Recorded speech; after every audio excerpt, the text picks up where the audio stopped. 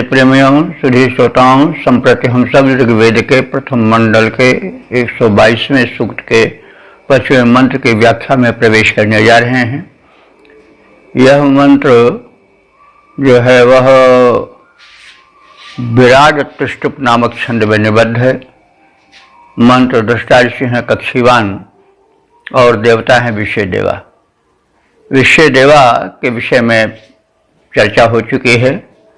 यह एक देवमंडल है जिसके अंतर्गत समस्त देवता आ जाते हैं। इसमें कोई एक देवता नहीं, विषय देवा किसी एक देवता का नाम नहीं, संपूर्ण देवता। विषय का अर्थ ही संपूर्ण होता है। संपूर्ण देवमंडल यावत जो असंख्य है आ जाता है विश्व देवा में है। तो इस मंत्र में विश्व देवों में जो अश्विनी कुमार हैं, पूषा हैं, अग्निदेव हैं, उनकी स्तुति है। तो यही इसका शीर्षक है या विषय है।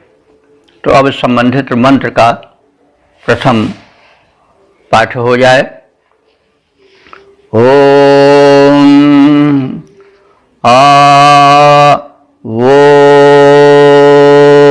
वर्णिमौषिजो हुवध्यै घोषेव शंशमर्जुनस्य नंशे प्रव पूष्णे दावन अच्छा वोचेय वसुतातिमग्नेः।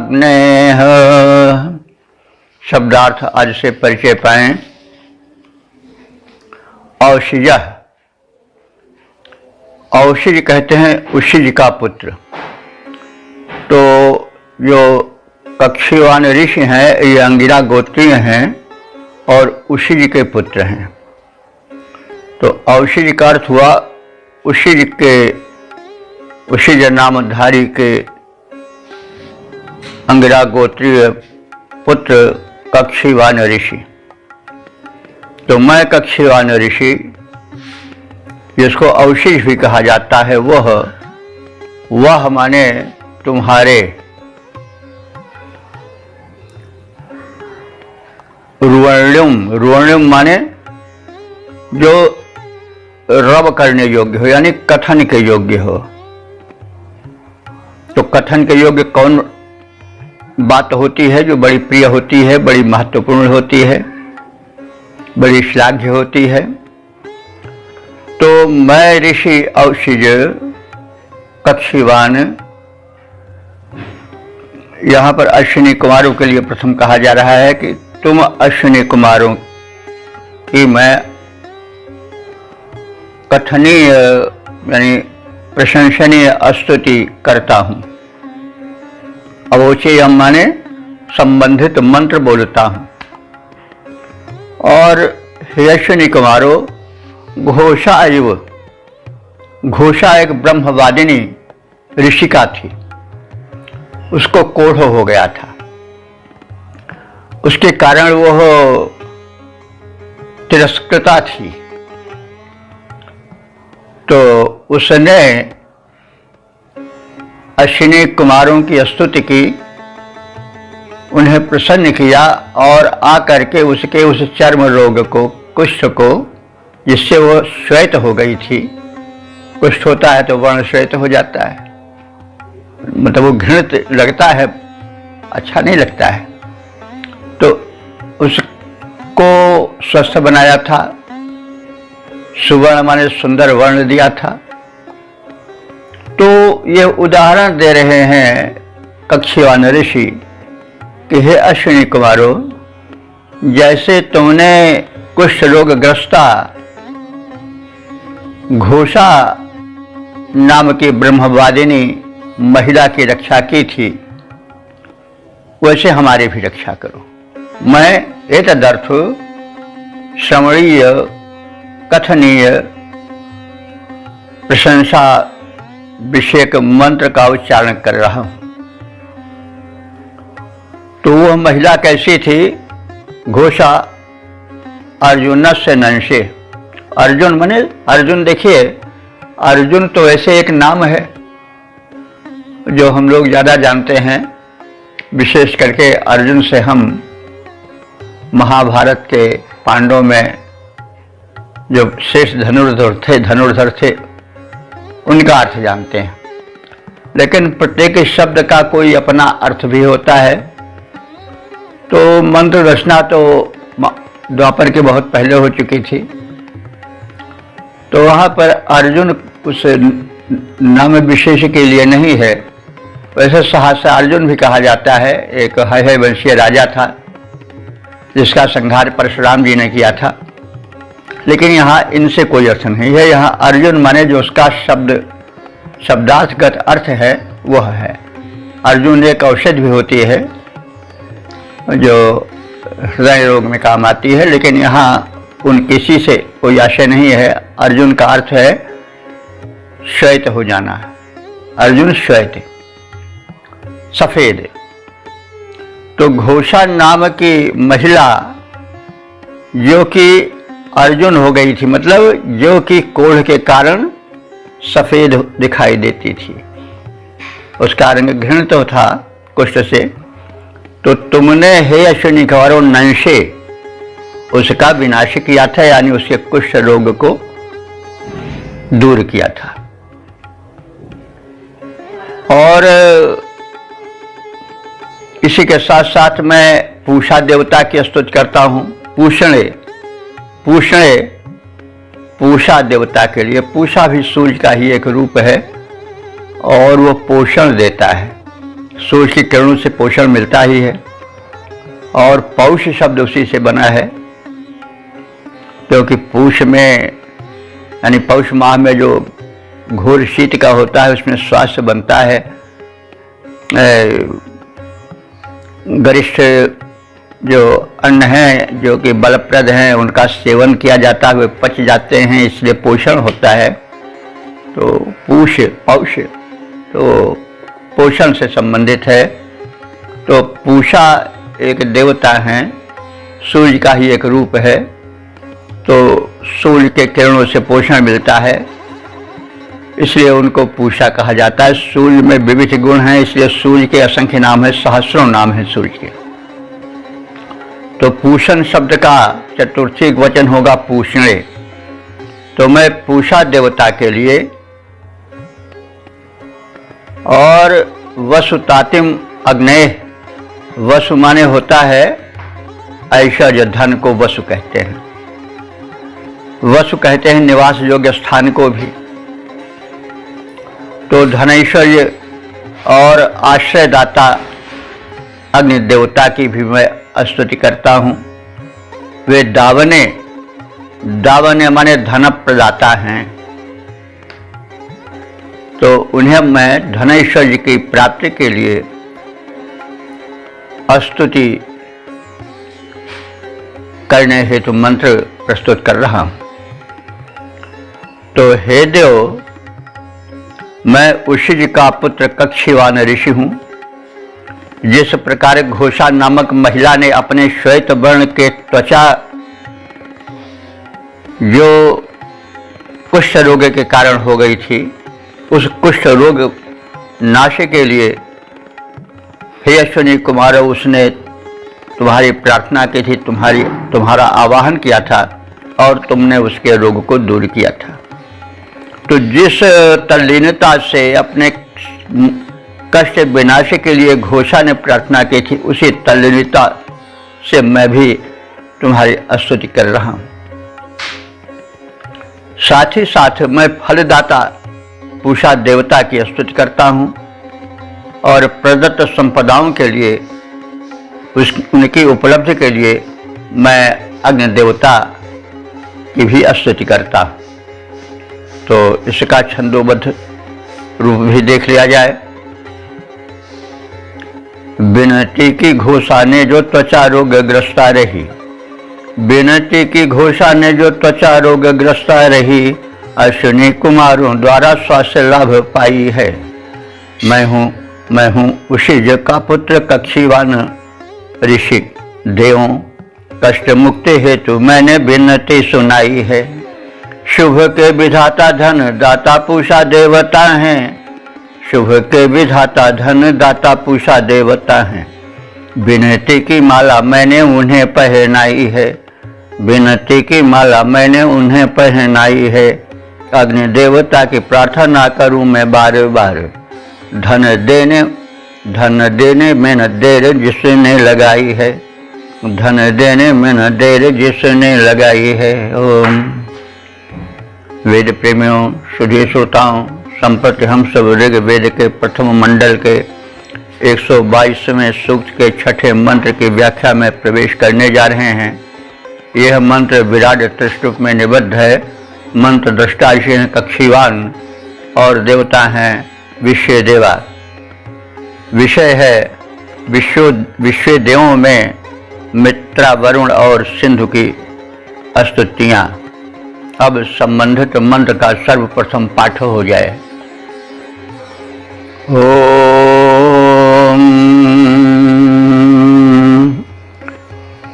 श्रुतं मे मित्रा वरुणा हवेमोत श्रुतं सदने विश्वतः सिं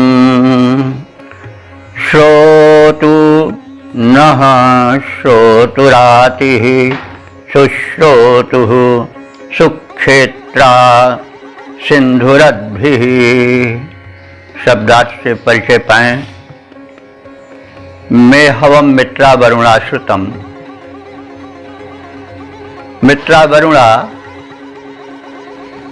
मित्र और वरुण देवता। मित्रा वरुणा में वैदिक द्वंद्व है। वैदिक द्वंद्व में दीर्घ बाद में होता, जैसे अगर लौकिक संस्कृत में होता तो मित्रा वरुण होता, लेकिन इसमें मित्रा वरुणा है तो वैदिक द्वंद्व है। तो मित्रा वरुणा, मित्र और वरुण देवता। में हवम, में माने मेरे, हवम माने पुकार को या आवाहन को या स्तुति को, श्रुतम माने सुने। तो मित्रा वरुण के विषय में पहले भी कहा जा चुका है, आज भी थोड़ा सा परिचय दे दिया जा रहा है।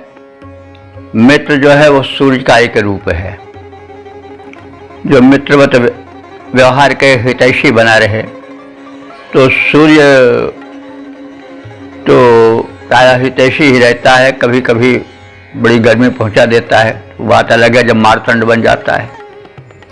तो मित्र और वरुण ये दोनों युगल हैं, युग्म हैं, प्रायः साथ ही साथ प्रार्थित होते हैं। तो वरुण देवता जो हैं वो वर्णीय देवता हैं, ऋग्वेद के प्रमुख देवता हैं। और इनके विषय में यह मान्यता है कि इनके पास पाश रहता है। यह ऋत के परिपालन कराने वाले हैं। ऋत वे सिद्धांत हैं जिनके आधार पर सृष्टि चलती है। शाश्वत सत्य अथवा जिसे हम कहते हैं यूनिवर्सल ट्रुथ, उसको संभालने वाले, चलाने वाले हैं। तो मित्रा वरुणा, मित्र और वरुण देवता। तो मित्र देवता के विषय में कहा गया है कि ये दिनाभिमानी देवता है और वरुण निशाभिमानी देवता है। तो अभिमानी देवता से मतलब कोई घमंड करने वाला नहीं, लेकिन जो दिन के कृत्यों का लेखा जोखा रखते हैं वे मित्र हैं। इसीलिए वो दिनाभिमानी हैं, यानी दिन में उनका अस्तित्व इस विषय में स्मरणीय है।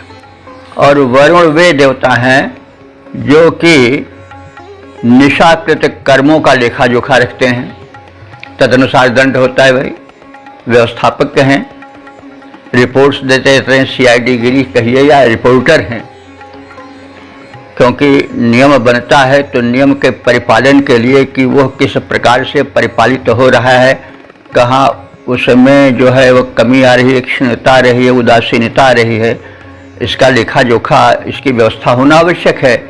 तो इसलिए सृष्टि में जो नियम बने हुए हैं सृष्टि के सम्यक संचालन हेतु, उसके संचालन में कहाँ त्रुटि हो रही है, कहाँ शिथिलता आ रही है, कहाँ उसका पूर्ण परिपालन हो रहा है, आदि आदि बातें जानी जाएंगी, तभी तो तदनुसार दंड दिया जाएगा। और बंधुओं, कोई व्यवस्था अवश्य है, क्योंकि संसार में कोई प्रयत्न करके भी नहीं पा रहा है, कोई ऐसे ही पा जा रहा है। यहाँ धनी जो है निर्धन देखे जाते हैं, यहाँ जो बुद्धिमान है वो निर्धन देखे जाते हैं, चरित्रवान निर्धन देखे जाते हैं, और जो मूर्ख हैं वो भी निर्धन के कौन कहे, वो बड़े बड़े धनी भी देखे जाते हैं, चोर चांडाल भी धनी देखे जाते हैं। तो ये जो एक व्यवस्था है वो ये बताती है कि उसके आगे पीछे कुछ है ज़रूर। इसीलिए हमारे यहाँ पूर्वजन्म की कल्पना हुई है, क्योंकि जीवन तो एक धारा है, वो बहती रहती है। तो हम जितना देखते हैं उतनी ही धारा नहीं है, बल्कि उसके आगे और पीछे भी उसका प्रसार है। वैसे जीवन में हम जितना देख रहे हैं जीवन उतना ही नहीं है, इस जीवन धारा के पीछे भी बहुत है और आगे भी बहुत है। तो कहने का मतलब कर्मों का जो लेखा जोखा रखा जाता है वो आवश्यक है, क्योंकि सृष्टि में उसी हिसाब से दंड मिले और पुरस्कार मिले। बेचारे तमाम लोग हैं दंड पाते हैं। पशु में ही देखिए भाई, बकरा किसका क्या करता है, बकरी किसका क्या करती है। बकरी की माँ तो बेचारी समाज में रहती है, किसी से कुछ चाहती भी नहीं, कोई चारा भूसा भी नहीं चाहती है, पानी भी नहीं चाहती है, मदार धतूर खा करके गुजारा करती है, दूध भी पिलाती है। लेकिन अब देखिए आ रहा है मौसम, जब मुसलमानों का एक वर्ग विशेष का जब त्यौहार आता है, बकरीद वगैरह, तो फिर वो उसी के नाम पर त्योहारें हैं। अरे भैया, करोड़ों बकरे हलाल किए जाते हैं, क्या दोष बकरी की माँ ने किया, बकरे की माँ ने किया, काहे को मारे जा रहे हैं। तो इससे ये होता है कि कभी उस बकरे ने भी मारा होगा मारने वालों को, तो दंड तो मिलता है, कर्मों का फल मिलता है। तो प्रत्येक वस्तु का निर्धारण होता है, कुछ अनुमान नाम के प्रमाण से होता है और कुछ प्रत्यक्ष प्रमाण से होता है। तो अनुमान प्रमाण से यह सिद्ध होता है कि कर्म फल मिलता है। तो यहाँ पर यह प्रसंग इसलिए आया कि मित्र वरुण के प्रसंग में, तो मित्र देवता जो हैं वो दिन के प्राणियों के कृत्यों का लेखा जोखा रखते हैं, और वरुण देवता जो है वो निशा में होने वाले कृत्यों का लेखा जोखा रखते हैं। तदनुसार दंड और पुरस्कार की व्यवस्था होती है। तो यहाँ पर प्रार्थना की जा रही है कि जो मित्रा और वरुण देवता हैं, मित्र और वरुण देवता हैं, वे सदने, सदने माने घर में, तो यहाँ यज्ञशाला से समझना चाहिए, यज्ञ गृह से समझना चाहिए। ये हमारे यज्ञशाला में विश्वतः सीम श्रुतम, चारों ओर से जो उनकी जय जयकार हो रही है, प्रार्थना हो रही है, उसको सुने। श्रोतु राति है, जिसका राति, राति कहते हैं प्रदान को, दान को। श्रोतु माने सुनने योग्य है, यानी सुनने योग्य दान कौन होता है, जो श्रेष्ठ दान होता है। तभी तो नहीं किसी ने वो कहा है कि निहाई की चोरी करी सूजी दीन ही दान, उचक उचक देखत फिरत कितनी दूर विमान। चोरी तो किया, निहाई की यानी लोहार का बड़ा भारी लोह पिंड होता है, और उसके मुकाबले में कि हमारा पाप क्षीण हो जाए, पुण्य मिल जाए, सुई का दान दिया, सूजी का, और फिर उस दान से फूले हुए उचक उचक कर देख रहे हैं विमान कितनी दूर आ रहा है। तो फिर ये तो फिर मतलब अनधिकार चेष्टा है। तो वही कहा जा रहा है कि श्रोतु राति, राति कहते हैं दान को, जिनका प्रदान श्रोतु माने श्रवणीय है, सुनने योग्य है, यानी जो दान देते हैं तो विशिष्ट दान देते हैं, इसलिए वो कीर्तनीय बन जाता है। तो वे जो देवता हैं उनकी जय जयकार हो रही है, और वो जय जयकार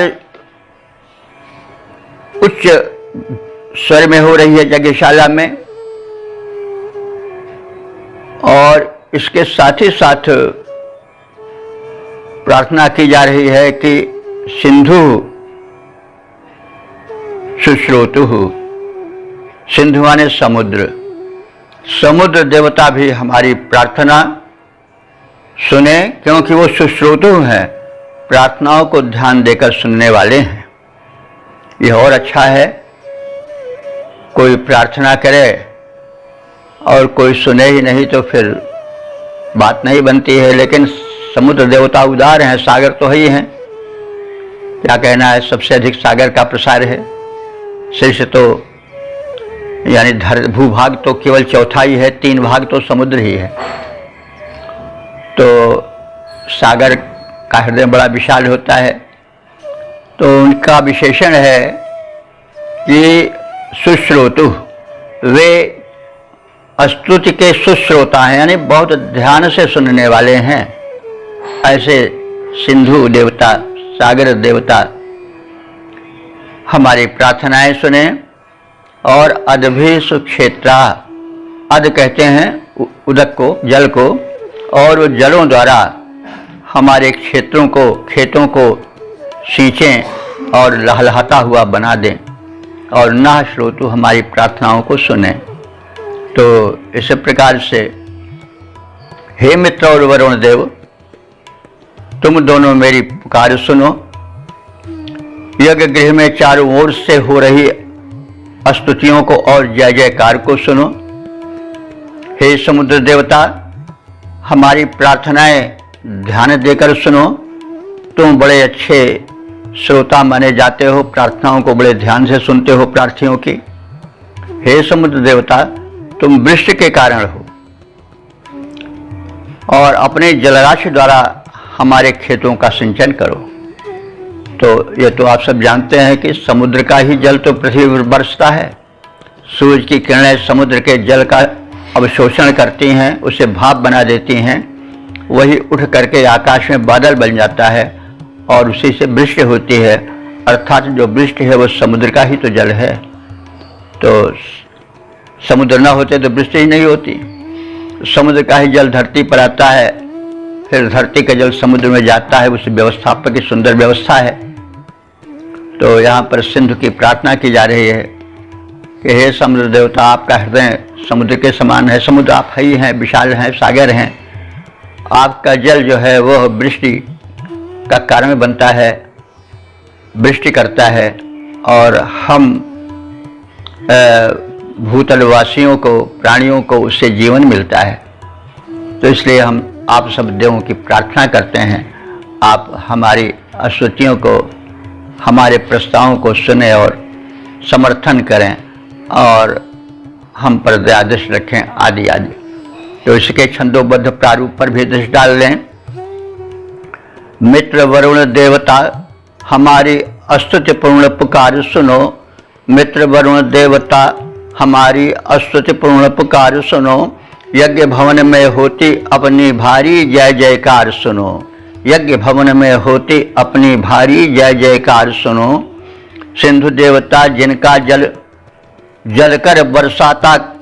जलकर बरसात कराता है, सुने हमारी विनती। जिनका जल बादल बन जाता है, खेत हमारे सिंचित होते वर्षा बनकर आता है। खेत हमारे सिंचित होते वर्षा बनकर आता है। उपज बढ़ाता, खेतों में फसलें बनकर लहराता है। उपज बढ़ाता है, खेतों में फसलें बन लहराता है। तो मित्र वरुण देवता, हमारी स्तुतिपूर्ण पुकार सुनो।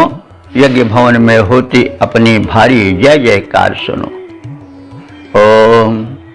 वेद प्रेमियों, सुधी श्रोताओं, संप्रति हम सब ऋग्वेद के प्रथम मंडल के 122वें सूक्त के 7वें मंत्र की व्याख्या में प्रवेश करने जा रहे हैं। यह मंत्र त्रिष्टुप नामक छंद में निबद्ध है। मंत्र दृष्टा ऋषि हैं कक्षीवान और देवता हैं मित्र और वरुण,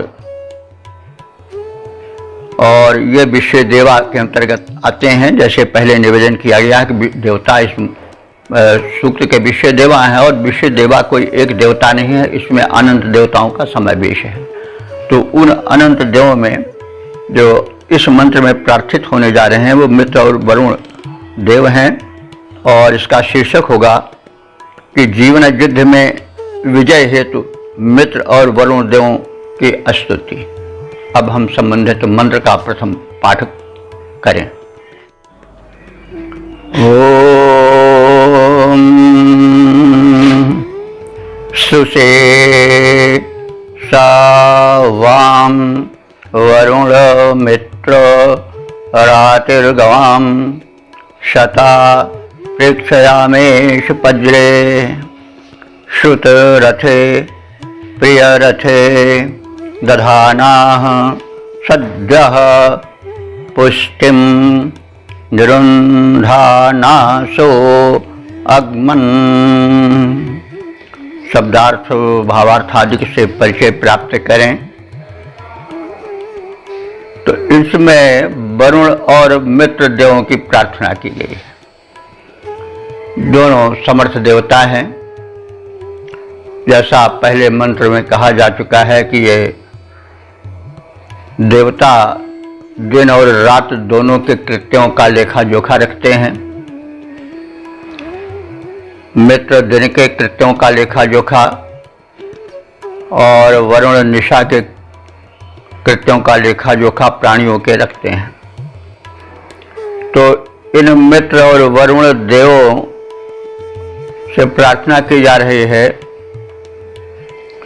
कि वे जीवन संग्राम में विजय दिलाएं भाई। तो शब्द तो संग्राम ही आया है। संग्राम का अर्थ होता है कि जहां पर ग्राम जुट जाएं। ग्राम माने समूह। तो पहले वैदिक युग में युद्ध होता था तो दो दलों में होता था, तो गांव-गांव में चिट्ठी पहुंच जाती थी और लोग गांव के इकट्ठे हो जाते थे। जो कुछ शस्त्र होता था तीर तलवार भालों के द्वारा, और लड़ाई हो जाती थी। तो इसलिए उसको संग्राम कहा गया है, यहाँ के ग्राम सब सम्मिलित हो जाएं। तो ऐसे ही युद्ध होता था। तो अब उसका प्रारंभिक नाम संग्राम पड़ा होगा। ऐसे ही प्रत्येक शब्द के कुछ न कुछ अर्थ होते हैं। तो भैया संग्राम का अर्थ यहाँ पर केवल तीर भाले बर्छे से ही होने वाले से नहीं गिनना चाहिए। चारों ओर संग्राम चल रहा है, विकट संग्राम चल रहा है। संग्राम का मतलब नहीं कि जहाँ रक्त बहे वही संग्राम है। आजकल तो जो सत्ता के लिए भी जो संग्राम होता है वो ओट का होता है संग्राम, जिसमें कहीं कोई तलवारबाजी नहीं होती है। ओट ही वहाँ पर अस्त्र शस्त्र है।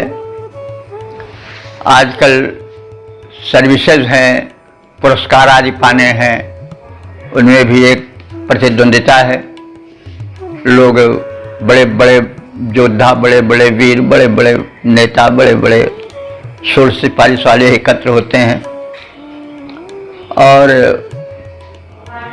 ऐसे में कोई व्यक्ति जहाँ की हजारों लाखों की संख्या में लोग प्रतिद्वंदी हैं, विजय पाना बड़ा कठिन हो जाता है। तो मनुष्य आंतरिक बल जागरण के लिए और सहायता के लिए ऊपर देखता है। देव शक्तियाँ वह हैं जो दिव में हैं, ऊपर रहती हैं। तो उनकी पुकार करता है कि हे भगवान, हे देव, जहाँ पर कि बड़े बड़े लोग जुटे हुए हैं वहाँ मेरी क्या गिनती होगी, अब आपकी सहायता की अपेक्षा है। यही कुछ भाव इस मंत्र में है कि हे वरुण और मित्र देव, वाम अस्तुषे, वाम माने तुम दोनों की, मैं अस्तुषे माने स्तुतियाँ करता हूँ। किस लिए करता हूँ कि मैं ऐसे संग्राम में प्रतिद्वंदी हूँ, भाग ले रहा हूँ, जहाँ की घोड़े बड़े तेज दौड़ाए जाते हैं, बड़ी शोर सिपारिश लगती है, बड़ी विकट प्रतिद्वंदिता होती है। तो ऐसे संग्रामों में तो भाई पजरे शक्तिशाली लोग ही होते हैं। शक्तियाँ कई प्रकार के होते हैं भाई, आप सब जानते हैं। तो वहाँ पर शक्तिशाली विजयी होते हैं, जो बेचारे पक्षहीन हो जाते हैं। पक्ष होता नहीं जिसका कोई पक्ष लेने वाला हो, तो वही आजकल सफल होता है। किसी की सिफारिश, किसी का जोर दबाव पड़ा। हालांकि ऐसा नहीं होना चाहिए, जो योग्य पात्र हो उसी को मिलना चाहिए। लेकिन मानवीय दुर्बलताएं ऐसा नहीं होने देते हैं, तो फिर अब उसमें फिर कुछ न कुछ, किसी का कोई अपना है बड़ा शक्तिशाली, नहीं तो जिसका अपना नहीं वो भगवान का सहारा लेता है, निर्धन के धनराम। तो वही बात कही जा रही है, यह युद्ध जो है, यह प्रतिद्वंदिता जो है, वो पजरे माने बड़े ही शक्तिशाली लोगों के लिए है। इस युद्ध में गवाम शता सैकड़ों गायों का निपटारा होता है, हमें सैकड़ों गायें मिलने वाली, लाभ बहुत बड़ा मिलने वाला है। और सा राति कहते हैं उपलब्धि, प्राप्ति, और इसमें बड़ी विस्तृत प्राप्ति होती है, प्रशंसनीय उत्तम प्राप्ति होती है। श्रुत रथे प्रिय रथे, और इसमें जो श्रुत माने सुने गए, जाने माने पहचाने योद्धा हैं, प्रतिद्वंदी हैं, वही सफल हो पाते हैं। जो रथी हैं, महारथी हैं, यानी युद्ध अगर सीधे सीधे तो रथी महारथी,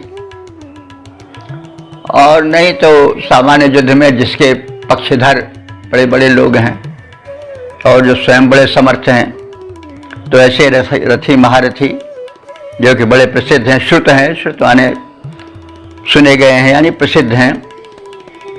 तो सद्या पुष्टि निरुंधावासः, तो शीघ्र ही पुष्ट प्रदान करते हुए, और इसमें आगमन माने गतिशील होते हैं वे लोग जिनके सबल सहायक होते हैं। तो मेरा ऐसा कुछ नहीं है, इसलिए वरुण मित्र देव आप हमारे सहायक बनो और इस विकट जीवन संग्राम में प्रतिद्वंदिता में हमें विजयी बनाओ। माँ बड़े बड़े लोग हैं, हम क्या हैं उसमें।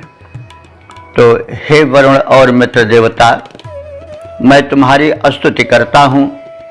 बड़े बड़े युद्धों में जहाँ घोड़े बड़ी तेजी से दौड़ते हैं, बड़ी लंबी शोर सिपाही साधन की आवश्यकता होती है, जहाँ शक्तिशाली ही विजय प्राप्त करते हैं और उसके फलस्वरूप सैकड़ों गायें विजय के रूप में प्राप्त करते हैं, तो उसमें गोधन प्रधान धन था। अब आज जो धन प्रधान हो उसको हम अपने हिसाब से जोड़ लें।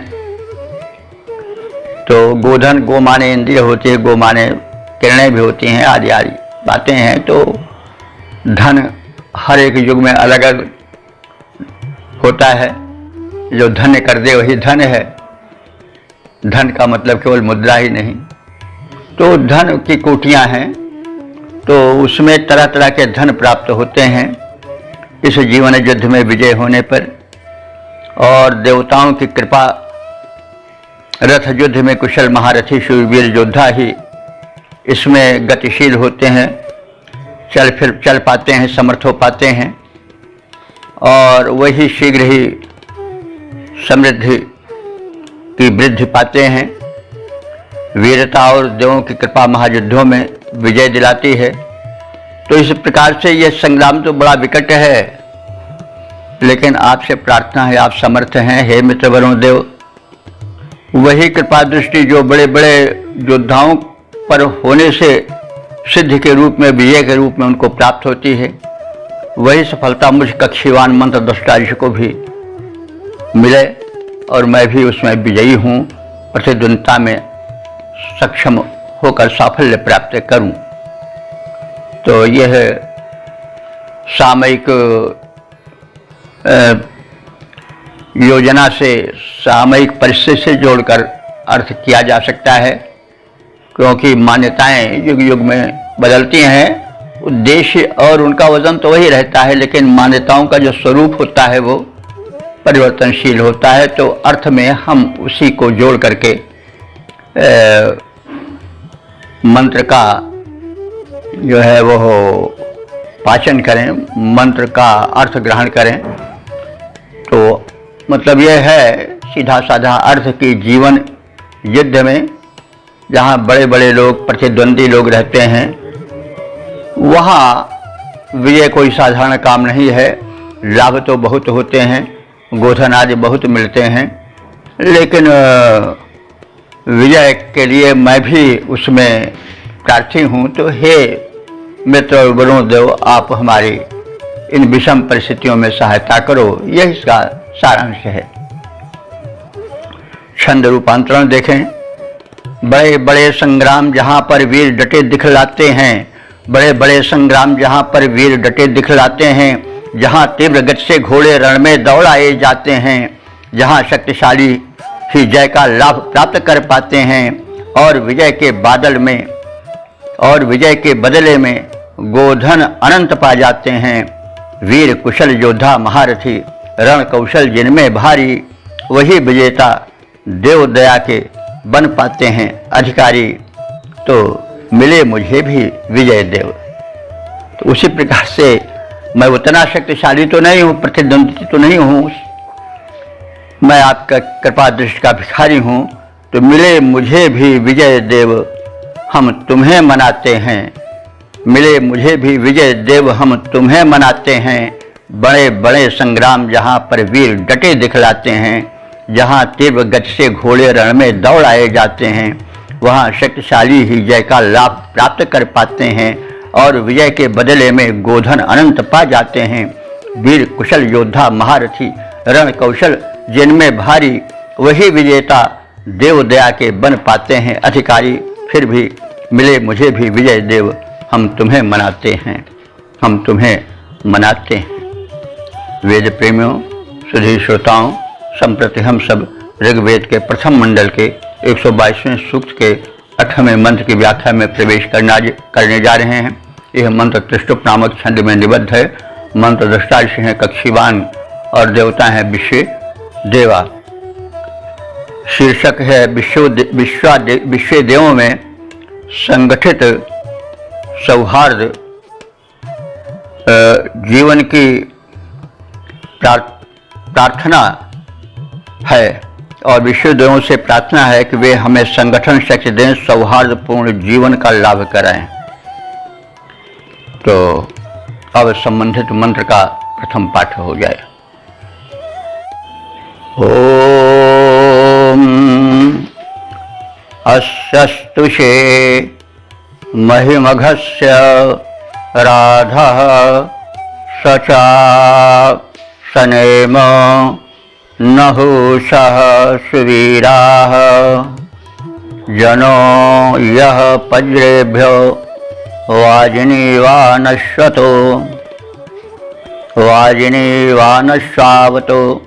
रथिनो मह्यम सूरिः। शब्दार्थ भावार्थ आदि से परिचय पाएं। इसमें बताया जा रहा है कि धनवान तो बहुत से हैं, लेकिन श्लाघ्य माने प्रशंसनीय धनवान कौन है? तो प्रशंसनीय धनवान वही है जिनका धन लोकोपकार में, परहित परोपकार में लगता है। यह बात इस मंत्र में उभारी जा रही है और देवों से प्रार्थना की जा रही है कि प्रार्थित धन की पहचान हम लोगों को, सभी धनवानों को कराएं, ताकि धन पाकर के लोग डगमगाएं नहीं, सतपथ पर आएं और धन को धन्य बनाएं। तो यह वाजिनी वान जनः, यह माने जो वाजिनी वान जनः। वाजिनी, वाज शब्द धन के लिए भी आता है, अन्न के लिए भी आता है और शक्ति के लिए भी आता है वाज शब्द। तो यह वाजिनीवान जना, जो व्यक्ति बलवान है अथवा धनवान है, ऐसा मनुष्य, और अश्वावतः रथिनः पज्रेभ्यः, जो व्यक्ति अश्वावतः माने अश्वधन से युक्त हैं, रथिनः माने जो रथी हैं, महारथी हैं, यानी सबल हैं, सबल से भी सबल, समर्थ से समर्थतर और समर्थतम हैं, ऐसे शूरवीरों को मह्यम सूरी है। मह्यम माने मेरे लिए, सूर्य माने सुरक्षा के लिए उनके बल को प्रेरित करो। अस्य महिमघस्य राधा अस्तु से, मैं इस महिमा युक्त धन्य कर देने वाले धन की स्तुति करता हूँ, प्रशंसा करता हूँ। सुवीरा न हुषा, और ऐसे ही उत्तम वीरता से युक्त हम सब सचा सनेम एक साथ संगठित होकर रहें और देव प्रदत्त धन का उपभोग करें, मिलजुल कर अहंकार शून्य होकर। तो इसमें बताई जा रही है यह बात कि धनवान जो कि बलवान हैं, सर्वभावेन समर्थ हैं, जो अश्वधन और रथी महारथी होकर के पद प्राप्ति के वैभव से संयुक्त हैं, उनका धन वही राधा माने धन, पहले भी कहा जा चुका है कि राधनोति कार्यमित राधा, जो कार्य बना दे वही धन है। तो मैं उसी धन की सराहना करता हूँ जो कि परोपकार में आए, और मैं प्रार्थी ऋषि ये भी चाहता हूँ कि हम सभी मनुष्य संगठित होकर जीवन बिताएं और प्रदत्त प्राप्त धन का प्रेम पूर्वक सहयोग पूर्वक उपभोग करें। जो बलवान अथवा धनवान मनुष्य सामर्थ्यवान होकर घोड़ों और रथों से सुसज्जित योद्धाओं को हमारे संरक्षार्थ प्रेरित करते हैं, ऐसे महान और वैभवशाली मनुष्यों का धन सभी जनों द्वारा सदा सराहा जाता है। उत्तम धन कोटि की वीरता से युक्त हम सबका मनुष्य एक साथ संगठित होकर, यानी उत्तम कोट की वीरता और उत्तम कोट के धनों को प्राप्त करके हम सब मनुष्य अहंकार में बिखर न जाएं, बल्कि संगठित होकर के एक साथ मिलकर कार्य करें और उस देव प्रदत्त धन का उपभोग करें। इसमें कहा गया है कि वही धन है, वही मनुष्य है कि जो मनुष्य के लिए मरे। विचार लो कि मरते हो न मृत्यु से डरो कभी, मरो परंतु यों मरो की याद जो करें सभी। हुई न यो सुमृत तो वृथा मरे, वृथा जिए मरा वही नहीं कि जो जिया न आपके लिए। यही पशु प्रवृत्ति है कि आप ही चरे, वही मनुष्य है कि जो मनुष्य के लिए मरे। वही धन है जो कि दूसरों के अभाव को भरे। तो इस प्रकार से धन की सार्थकता जो है वो दान में है। दाने न पाणेर न तो कंकणेन, हाथ की शोभा दान देने से होती है, कंकण पहनने से, स्वर्णाभूषण पहनने से नहीं होती है। तो इस प्रकार से संस्कृत साहित्य में धनी होना अच्छा माना गया है, लेकिन धन को विविध रूपों में दान देना चाहिए। धन को अपने तक ही समेट कर नहीं रखना चाहिए, इसके भी बार बार बातें कही गई हैं। धन किसी भी प्रकार का हो, विद्या धन हो, बुद्धि धन हो, हमारे पास उपचार करने की बुद्धि हो, हम डॉक्टर हों, वैद्य हों, तो हम अपने उस धन को केवल अपने ही लिए नहीं, दूसरों के लिए भी उसका दें। यह आज समाज में बड़ी कमी हो गई है कि हम धन को अपना समझ करके अधिक से अधिक उचित अनुचित उपायों से संचयन में अपने जीवन को गंवाते हैं, और वे नहीं समझते हैं कि धन समाज का है, हमें मिला है। भले उसमें हमारी योग्यता रही हो, लेकिन उसमें समाज का भी बहुत बड़ा हाथ है, क्योंकि हमारा जो कुछ है सब समाज का ही तो है। किसी ने हमको ज्ञान दिया, किसी ने हमको बुद्धि दी, किसी ने हमको कुछ दिया, किसी ने हमको कुछ दिया तो हम आज कुछ बन सके, किसी काबिल बन सके। इसलिए हमें इस समाज के उपकार को नहीं भूलना चाहिए। समाज बड़े महत्व का है। हम नहीं रहेंगे तो संसार चलेगा, समाज चलेगा, लेकिन अगर समाज नहीं रहेगा, संसार नहीं रहेगा तो हम नहीं चल पाएंगे। तो इन उदात्त भावनाओं से हमें अपने को जोड़ना चाहिए। तो वैदिक ऋषि यही संदेश देता है। मंत्र में तो बड़ी सामासिकता होती है, लेकिन उसका विस्तार होना चाहिए, और यही तभी हम उसका लाभ सम्यक रूप से प्राप्त कर सकेंगे। तो अब हम इसके छंदोबद्ध रूप पर ध्यान दे लें। तो धन बल सामर्थ्य सदा सराहनीय वही, धन बल सामर्थ्य सदा सराहनीय वही, कामदीन दुखियों की रक्षा में जो आता है। रक्षा में प्रजा के भेजता जो योद्धा अश्वरथ, वही नृप नित्य लोगों में सराहा जाता है। रक्षा में प्रजा के भेजता जो योद्धा अश्वरथ, वही नृप नित्य लोगों में सराहा जाता है। जिन धनिकों का धन लोक हेतु अर्पित है, वही धन धन्य चारों ओर कीर्ति पाता है। और देवों से प्रदत्त धन एक साथ बांट कर उपभोग करें, धर्म यही सिखलाता है। देवों से प्रदत्त धन एक साथ बांट कर उपभोग करें, धर्म यही सिखलाता है। उपभोग करें, धर्म यही सिखलाता है। ओम शम